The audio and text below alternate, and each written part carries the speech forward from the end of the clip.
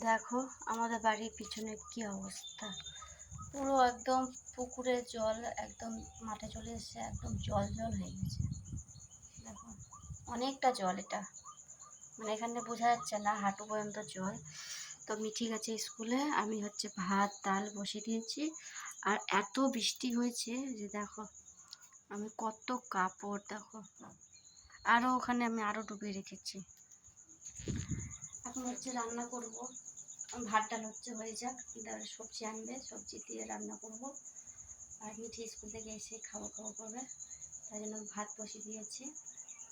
আবার হচ্ছে কাপড় মেলেছি আমি, আর হচ্ছে রোদ দেখে কাপড়টা কাচলাম, কেচে মেললাম, আরও ভিজালাম।